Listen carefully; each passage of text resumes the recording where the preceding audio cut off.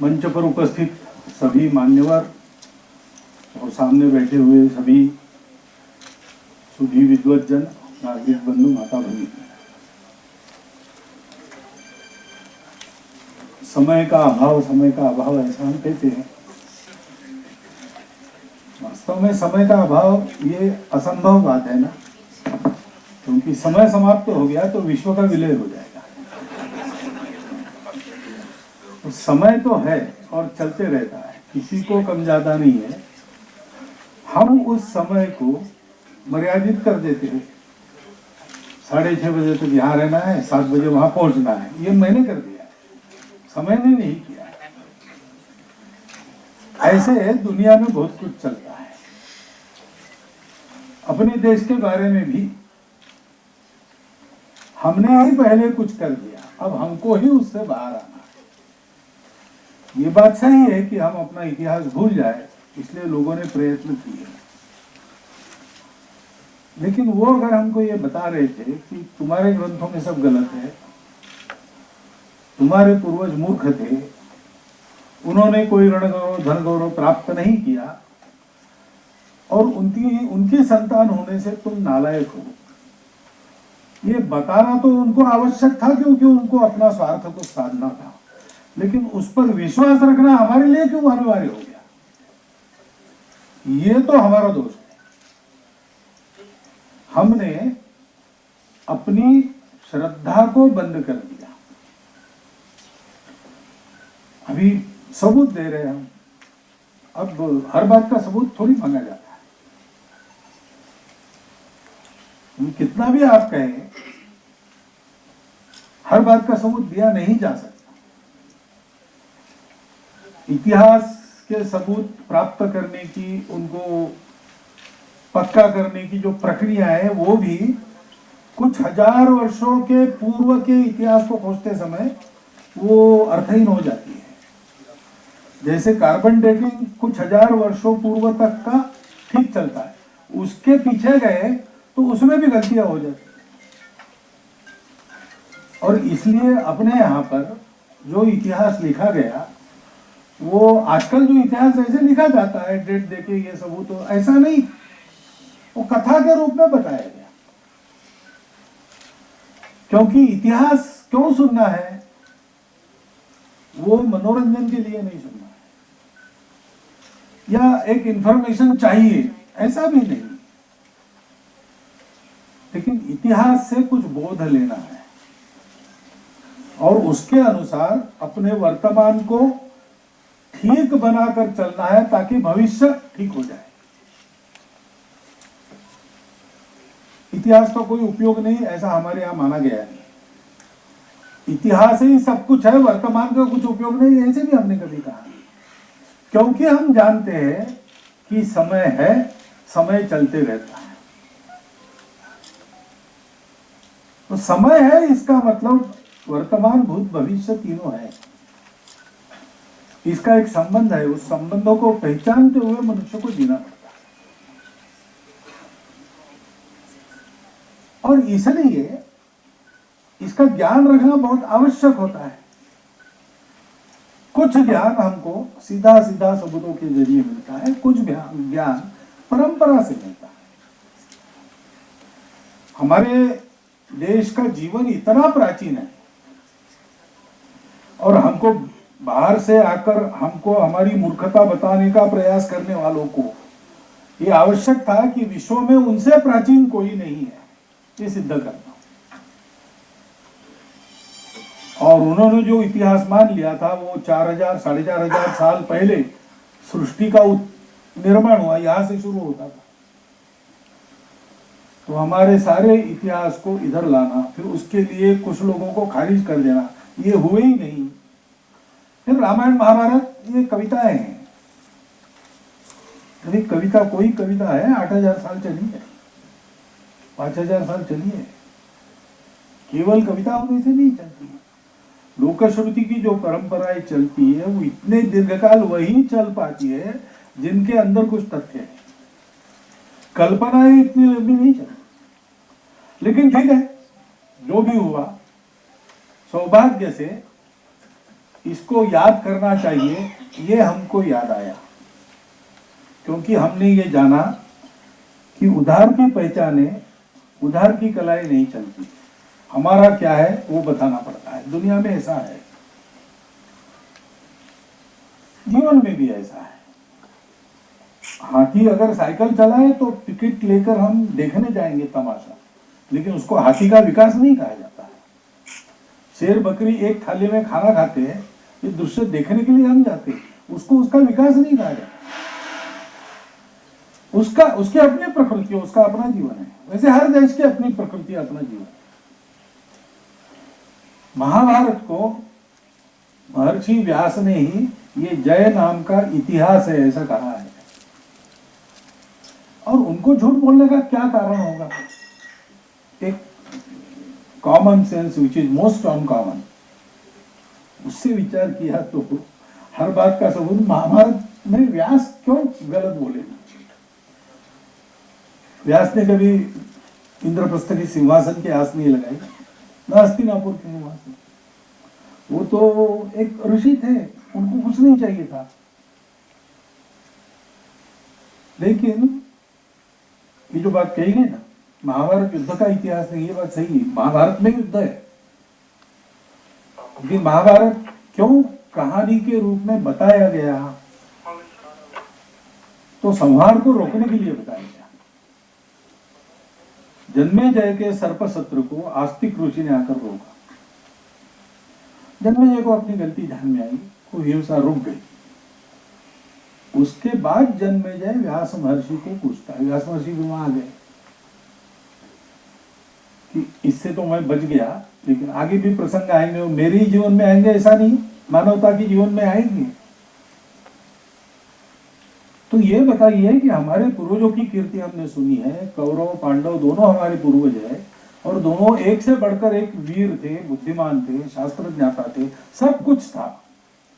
लेकिन उनमें एक बहुत बड़ा कलह हुआ और उसके चलते इतना बड़ा संहार हुआ, ऐसा हमें सुनते। कभी किसी को लगा नहीं कि ये कलह नहीं होना चाहिए? कभी किसी ने कुछ प्रयास नहीं किया उसको रोकने का? जन्मेजय की जिज्ञासा में ये भी बात वो कहता है, और इसलिए व्यास महर्षि उसको बताते हैं। इसलिए ये जो अभी कहा कि महाभारत युद्ध की बात नहीं है, वास्तव में महाभारत ये जीवन विद्या है। अपने यहाँ पर रामायण, तो मनुष्य ने कैसा होना चाहिए, मैंने कैसा होना चाहिए, ये रामायण पढ़ो, वो आदर्श है। दुनिया कैसी है उसमें कैसे चलना, मैं तो राम जैसे बनूंगा, लेकिन मुझे जिस दुनिया में से जाना है उसमें उसको टिकाए कैसे चलना, महाभारत पढ़ो। और जीवन के इस संघर्ष में चलते चलते अपने मन में भी खटास आ जाती है, गुस्सा आ जाता है, शत्रुता आ जाती है, हो सकता है, मनुष्य है हम, तो उससे निवृत्त होने के लिए भागवत पढ़ो। ऐसी वो श्रृंखला है। महाभारत ये जीवन विद्या है, और ये एक व्यक्ति के जीवन की केवल बात नहीं है, समाज जीवन कैसे चलता है, पूरा शांति पर्व, उसमें राष्ट्र को कैसे चलाना, किसके किसके क्या कर्तव्य होते, सारा विवरण है, शास्त्र है पूरा। और मनुष्य समूह ने सृष्टि के साथ कैसे रहना, ऐसा एक समग्र जीवन का बोध ये नहीं करेंगे तो क्या परिणाम होते हैं? ऐसा युद्ध होता है, ऐसा संहार होना पड़ता है। तो ये सब, ये जो बात है कि मनुष्य भी जिए, वो अच्छा होकर जिए, वो ऐसा जिए कि सारी दुनिया को अच्छा बनाए, दुनिया जैसी है उसमें से जाकर उस दुनिया को अच्छा बनाते हुए वो चले, और मानवता ऐसी चले तो सृष्टि का भी विकास ही हो, कल्याण ही हो, उसकी हानि न हो। ये जीवन जीने का जो तत्व है, उस तत्व को अपने यहाँ पर धर्म कहा गया है। वो रिलीजन नहीं है, वो अलग बात है, पूजा अलग बात है। धर्म धारणा करता है, जीवन की धारणा करता है, इहलोक में परलोक में दोनों तरफ सुख देता है। मध्यम मार्ग है, अंत में, मध्य में, आदि में, सर्वत्र आनंद और सुख देने वाला होता है। और इसलिए महाभारत के मध्य में गीता है और उसका सार महाभारत के अंतिम अध्याय के अंतिम श्लोकों में है। 5 श्लोक है, उसको भारत सावित्री कहा जाता है।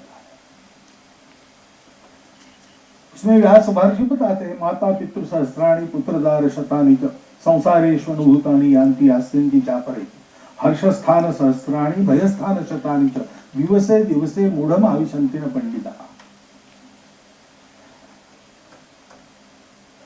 संबंध बनते हैं, रिश्ते बनते हैं, बिगड़ते हैं, मरने के बाद समाप्त होते हैं, अगले जन्म में फिर से जुड़ते हैं, ये चलते रहता है। माता पितृ सहस्राणि पुत्रधारा शतानि च संसारेषु अनुभूतानि यान्ति यास्यन्ति चापरे। और हर्ष शोक के प्रसंग जीवन में चलते हैं। पूरा सुखमय जीवन नहीं होता है, उसमें दुख रहता है, और पूरा दुखमय जीवन नहीं होता है, उसमें भी सुख रहता है। तो सुख दुख ये धूप छाव का खेल ये चलते रहता है। उससे ज्ञानी लोग मोहित नहीं होते, आविशन्ति न पंडिता। ये सब चलते रहता है। हमको धर्म पर पक्का रहना है। न जातु कामान न भयान न लोभात धर्मम त्यजेत जीवितस्यापि हेतु जीवो नित्यो सुख दुखे तु अनित्य धर्मो नित्यो हेतुरस्य त्वनित्य। धर्मो नित्यो सुख दुखेषु अनित्य जीवो नित्यो हेतुरस्य त्वनित्य। तो जीवन एक सतत चलने वाला प्रवास है। उसमें जन्म के बाद मृत्यु, मृत्यु के बाद जन्म, ऐसे चलता है। लेकिन वो यात्रा करने वाला जीव ये प्रारंभ करता है और अंत में फिर वही जाता है। यह यात्रा उसकी सतत चलती है, वो समाप्त नहीं होता। और इसलिए इन सबकी साथ में धारणा करके सबको वहां तक ले जाने वाला जो धर्म है वो छोड़ना नहीं चाहिए। मरता हूं तो भी धर्म नहीं छोड़ना चाहिए। न जातु कामान न भयात न लोभात धर्मम त्यजेत जीवितस्यापि हेतु। क्योंकि सुख दुख ये आने जाने वाली बात है, धर्म पर कायम रहने की ये बोध है महाभारत का। और अभी पर्यावरण की, यमुना जी की, जल की चर्चा हो रही थी, तो उसका कारण क्या है? ये समस्या उत्पन्न क्यों होनी चाहिए? इस समस्या का बोलबाला सही ज्ञान प्राप्त किया विश्व ने, ऐसा जो कहते हैं, उस विज्ञान युग में ही ये समस्या क्यों आनी चाहिए? उसके पहले जो हम अज्ञानी थे, हमारे सामने ये क्यों नहीं आया? उसके अनेक कारण है। सारांश में हम धर्माचरण को छोड़कर चले, क्योंकि धर्माचरण कहता है तुम जियो लेकिन दूसरों को जिलाओ। जो श्री कृष्ण ने कहा है योग कर्मसु कौशलम, अथवा तथागत ने कहा है कुशलस्य उपसंपदा। ये कुशलता क्या है? अपना हित साधना, लेकिन किसी के हित को क्षति न पहुंचाते हुए ये करना, इसको कुशलता कहा है। तो हमने अपनी लालच के लिए, अपनी हवस के लिए बहुत दोहन किया सृष्टि का और वापस दिया नहीं, क्योंकि हमारा ज्ञान, आधुनिक ज्ञान ऐसे कहता है कि किसी का कोई संबंध नहीं है एक दूसरे से, और इसलिए जो बलवान है वो जिएगा। बलवान बनो, बाकी के लोगों को भी प्रभावित करो, तुम जियो, क्योंकि जीवन का लक्ष्य उपभोग है। धर्म कहता है जीवन का लक्ष्य उपभोग नहीं है, जीवन का लक्ष्य सबका जीवन बनाना है। ऐसी प्रक्रिया में तुम सीखकर अधिक उन्नत होते होते श्रेय को पहुंचते हो। और इसलिए तुमको जीना चाहिए संयम से, उपभोग से नहीं। और लेते हो उतना वापस देना चाहिए। इस बात को जब मनुष्य ने छोड़ दिया तो सारी विपदा आ गई। बहती ऊर्जा को लेना छोड़कर पृथ्वी के जो भंडारित ऊर्जा के सारे भंडार है, जो कभी रिप्लेस नहीं होते, रिप्लेनिश नहीं होते, उनको हमने खोद खोद कर निकाला, समाप्त कर दिया। उसकी जो प्रक्रिया उसके उपभोग की है, उसमें से जो विष पैदा होता है वो सारे वातावरण में फैल गए। ये सारी बातें अपने यहाँ पर पहले से सोचकर बताई गई है। और हम भारत के लोग, हमने कुछ दशक या कुछ शतक कहिए, उसको ही भूलकर हमने निकाले। तो महाभारत का पठन बंद क्यों किया भाई? महाभारत अगर पढ़ते रहते घरों में तो ये ज्ञान अपने आप आता। लेकिन हम कहते जहां महाभारत पढ़ते वहां कलह होता है, बिल्कुल गलत बात है। अपने यहाँ पर निर्मिति को, एथिक्स का बंधन पहले से है। आप बड़े वैज्ञानिक हो या बड़े साहित्यिक हो और आपको स्फूर्ति आई है, प्रेरणा है और बहुत अच्छा एक निकाला आपने कुछ प्रयोग करके प्रोडक्ट अथवा कला का प्रकार अथवा आपकी अभिव्यक्ति, लेकिन वो आप तभी बाहर लाते हो जब उसके कारण लोक हानि नहीं होती, लोक कल्याण होता है। क्योंकि आत्मनो मोक्षार्थम ये तो ठीक है, लेकिन वो जगत हिताय च होना चाहिए। महाभारत में ही कहानी है कि एक मुनि की तपस्या बहुत अच्छी चलती थी। एक बार ध्यानस्थ बैठे थे, ऊपर से चिड़िया गई, उसने विष्ठा कर दी इनके सर पे। तो एकदम जाग गए, देखते तो विष्ठा। तो देखा कौन सी चिड़िया है, वो तेज इतना था तो वो चिड़िया जलकर भस्म हो गई। तो इनको बड़ा अच्छा लगा, मैं बहुत पावरफुल हो गया। मध्याह्न हो गया था, भोजन भिक्षा का समय, तो गए शहर में, भिक्षा मांगी एक बड़े घर के सामने खड़े होकर। तो गृहिणी आई भिक्षा लेकर, उतने में उनके पति आ गए। तो उसने भिक्षा बाजू रख दी, पहले पति की आवभगत की, सारा होने के बाद फिर भिक्षा। तब तक ये धूप में खड़े तप रहे, अंदर से भी तप रहे। और जैसे वो गृहिणी भिक्षा डाल रही, उसके ऊपर आंखें लाल करके देख रहे।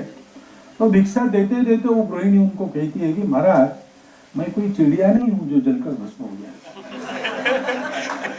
तो आश्चर्य लगा, ये तुमको कैसे पता चला? मुझे चलता है पता, ये शक्ति कहां से मिली? तो बोले शक्ति कहां से मिली, मुझे कहां से मिली मैं बताती हूँ, लेकिन आपने क्या करना ये बताने का मेरा अधिकार नहीं है। मुझे ये शक्ति इसलिए मिली कि मैं अपने कर्तव्य का आचरण ठीक करती हूँ। मैं गृहिणी हूँ, पति की अवभगत मेरा पहला काम है। आपको भिक्षा देना हमारा काम है, लेकिन दो में से क्या मेरा धर्म वो है, मैं वो करती हूँ प्रामाणिकता से, उसी में आनंद मानकर।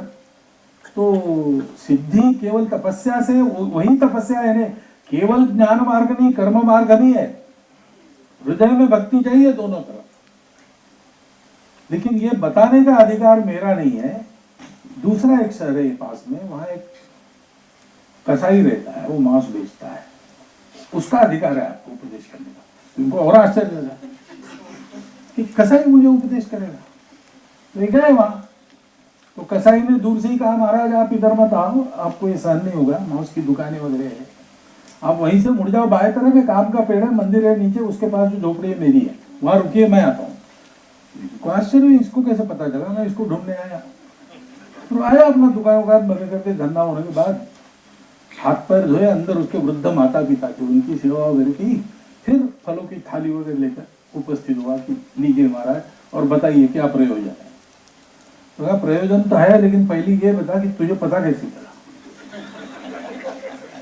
तो फिर उसने कहा कि महाराज कर्तव्य है, एक संतुलन है, वैराग्य बिल्कुल ठीक है, मोक्ष बिल्कुल ठीक है, लेकिन आप अन्य धर्मों की उपेक्षा करोगे, आप आत्मसाधना में अपने शरीर मन बुद्धि की उपेक्षा करोगे तो नहीं होगा। आप अगर धर्म की या मोक्ष की साधना में अर्थ काम को छोड़ देंगे तो साधन ही तुम्हारा शरीर जो है नष्ट हो जाएगा। ऐसे ही मानव अपने लिए सबका संहार करेगा, वो भी जी नहीं पाएगा। हर बात में एक संतुलन है। ये जो संदेश है, हमारा सारा इतिहास, हमारा राष्ट्र इसी के लिए जन्मा है, और इसी का प्रयोजन जब जब उपस्थित होता है तब हम बढ़ते आगे होते, ऊंचे होते। और इसलिए हमारे सारे ग्रंथों में, हमारे सारे तत्व ज्ञान में आजकल मैसेज कहते हैं ना, मैसेज क्या है? मैसेज यही है, संतुलन, मध्यम मार्ग, उसके लिए संयम।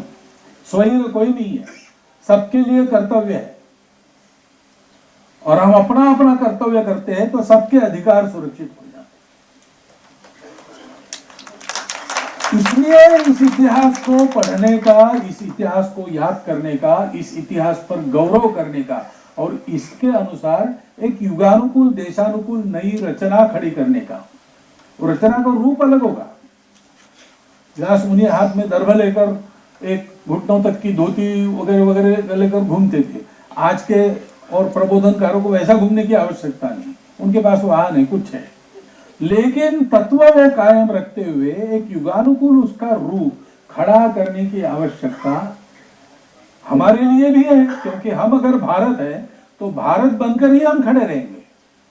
हम चाइना बनेंगे, अमेरिका बनेंगे, रशिया बनेंगे, वो तो नकल होगी। वो तमाशा देखने के लिए लोग आएंगे दूर दूर से, लेकिन वो तमाशा होगा, वो भारत का विकास नहीं होगा। हमारी गाड़ी धीरे धीरे उस ओर मुड़ रही है, उस प्रकार जा रहे हैं, ये अच्छी बात है। लेकिन विश्व के लिए भी आवश्यक है कि विश्व को एक नई राह चाहिए। अब 2000 वर्षों में इतने आगे आ गया विश्व कि अबाउट टर्न कर नहीं सकता, लेकिन संतुलन का धर्म मालूम नहीं, एक्सट्रीमिज्म मालूम है, इसलिए वो तुरंत वो लागू करता है, ये कम करो, वो करो। सारी गायों को आप बंद कर दो, गायों को बंद कैसा करेंगे? क्यों? गोबर से कार्बन में इतनी फैक्ट्रियां जिनकी है उनका नहीं होता, एक गाय भी मिली आपको, लेकिन ये चलता है, ये चलता है। उसमें कुछ धूर्तता भी है, लेकिन अज्ञान भी बहुत है। अब इतने आगे आ गए तो अबाउट टर्न कैसे करेंगे? एकदम नहीं हो सकता, गाड़ी पलट जाएगी। धीरे धीरे धीरे धीरे, लेकिन मन में रख करके अबाउट टर्न करना है। हमको एक लंबा गोल खींच के वापस आना पड़ेगा, और ये सब करने के लिए ये ज्ञान आवश्यक है। उसके लिए इसका गौरव अपने मन में चाहिए, उसके लिए इसका इतिहास मालूम चाहिए, इसका भूगोल मालूम चाहिए। ये बात बिल्कुल सही है। इतिहास यानी पुस्तक की कथा नहीं होती, इतिहास यानी नदी होती है, इतिहास यानी पर्वत होता है, इतिहास यानी महापुरुष होते हैं, इतिहास यानी उनके कथा पुराण होते हैं, इतिहास यानी उनके वंशावली में हमारा भी स्थान है, ये गौरव होता है। जाओ भारत में गांव गांव में लोग बताएंगे आपको, यहाँ सीता जी नहाई थी। सीता जी कहाँ कहाँ भारत में जाकर वो नहाई पता नहीं, हर जगह बताते हैं। ये बड़ा टीला इसलिए है कि भीम ने इसको लाकर रखा है। हम कितने जगह पर भीम टीले रख गया, रख गया कि नहीं रख गया बात नहीं, हम उससे जुड़ते हैं, हम भीम से जुड़ते हैं, तो भीम के पुरुषार्थ से जुड़ते हैं, भीम के पुरुषार्थ से जुड़ते हैं, दुर्योधन के नहीं। पुरुषार्थ दोनों में था, लेकिन दिशा भीम की, वो दिशा कौन सी, उससे जुड़ते हैं। ये जुड़ना अत्यंत आवश्यक है। इसके लिए भूगोल, इतिहास, कथाएं सब कुछ चाहिए, और जैसा आज का जमाना है सबूत भी चाहिए।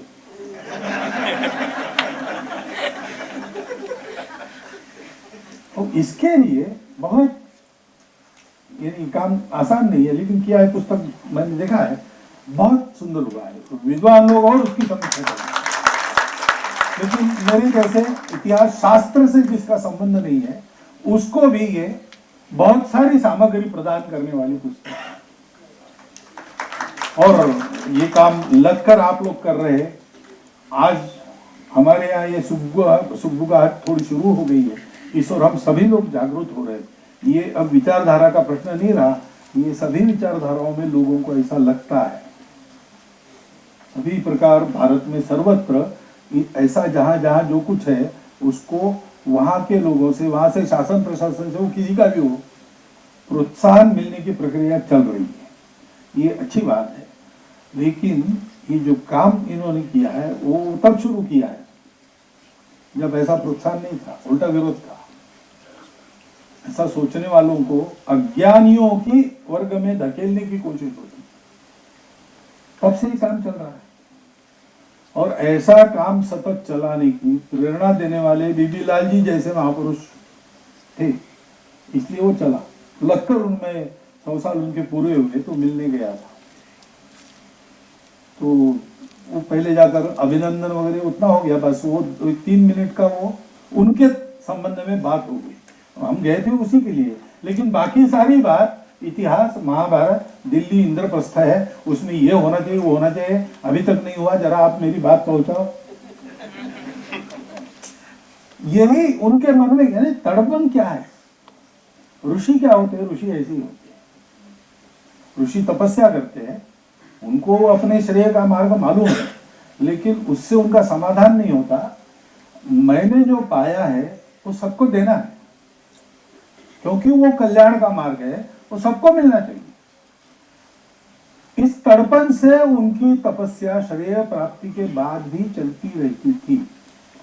100 साल की आयु में उस समय बीबी लाल जी को कुछ प्राप्त करना शेष नहीं था। उनके पास नाम था, सब कुछ था, लेकिन दिल्ली में इंद्रप्रस्थ है, ये उजागर अभी तक क्यों नहीं हो रहा है, ये उनकी वेदना थी। ऐसे लोगों के कारण अंग्रेजों ने भरसक प्रयास किया ये सब हम भूल जाए, तो भी ये हम भूले नहीं, और फिर से याद करने के लिए हमारे पास सामग्री उपलब्ध है, ये होता है। और इसलिए आज मुझे लगता है उनके प्रति मन ही मन कृतज्ञता व्यक्त करके और इस पुस्तक का विमोचन हमने किया है। तो इस पुस्तक का प्रचार प्रसार करने के लिए जो कुछ करना है वो हम करें। और भी 2-3 उपक्रम यहाँ बताए गए, वो उसी धर्म तत्व पर आधारित उपक्रम है। श्रद्धा के सिवा ज्ञान प्राप्त नहीं होता, उस श्रद्धा का उसको आधार है। तो उनके भी प्रचार प्रसार में हम सब लोगों के परिश्रम लगे।